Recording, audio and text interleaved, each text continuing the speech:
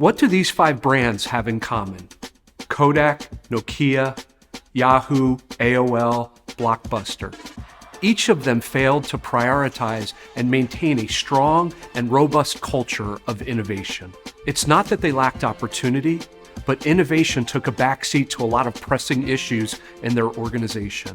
And as leaders, many of us face that same challenge. We're faced with pressures around human capital, HR issues, financial issues, supply chain issues, and innovation is one of those things that, if it's not prioritized, can take a back seat to the things that are most pressing in our lives. One of the biggest challenges that each of us have as leaders is the gap that exists between the desire to innovate and the ability to actually prioritize and execute innovation. Innovation has become a core driver of growth, performance, and impact.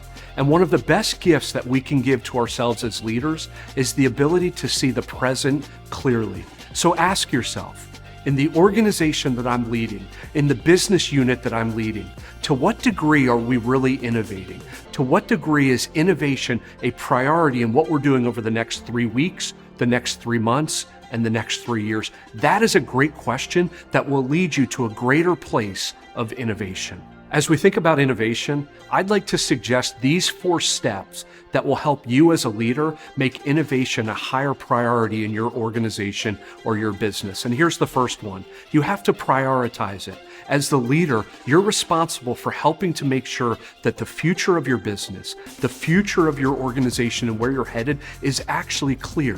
One of the tools that we use here at the center is called the dashboard, and it's a 1-page document that helps us to look at 3 key areas of the areas that we're responsible for, the metrics that we're responsible for. And each of those areas have a metric that you set out for the year, and then you evaluate it consistently. And here's what we found. The data doesn't lie. So at the 3, 6, 9, or 12-month mark, you can actually look and see how good are we doing at creating a culture of innovation. The second step to greater innovation is what I call innovate flat.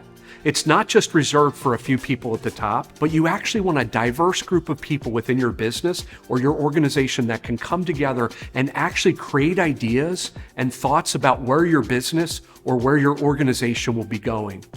I've talked to a number of leaders, and what we found is sometimes the greatest innovation in an organization comes from the most unlikely people and in the most unlikely times, but you've got to make it a priority. The third step to greater innovation is what I call creating innovate days or weeks. And here's what I mean by that.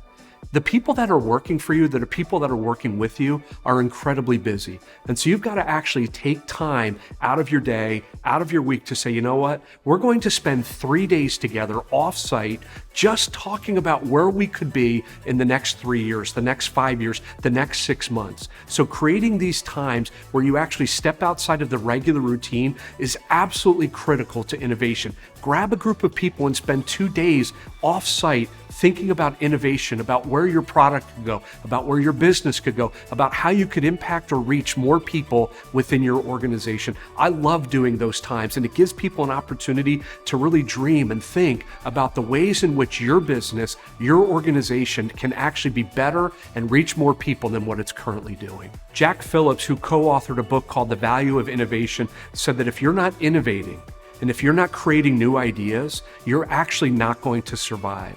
Check this out. In 1935, it was estimated that a business would be around for 95 years.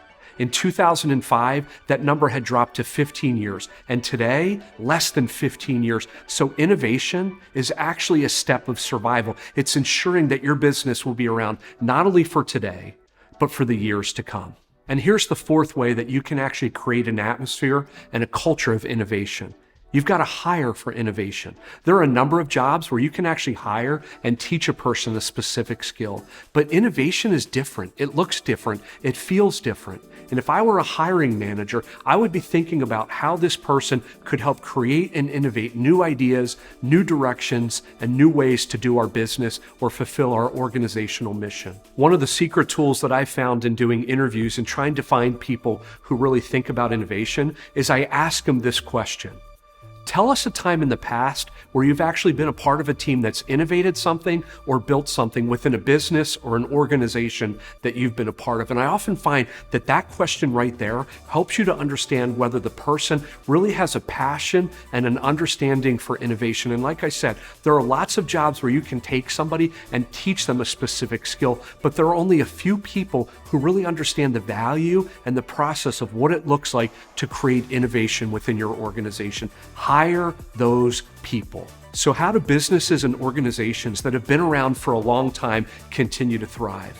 Well, there are a number of reasons why, but I will tell you one of the primary reasons is because they've committed themselves. They've committed to their leadership toolbox this idea that innovation will always be a part of what they do. It's got to be right for you. It's got to be the right fit for you. But making innovation a priority in your leadership will actually make a lasting impact, not only for your employees, but for the mission of your business and organization.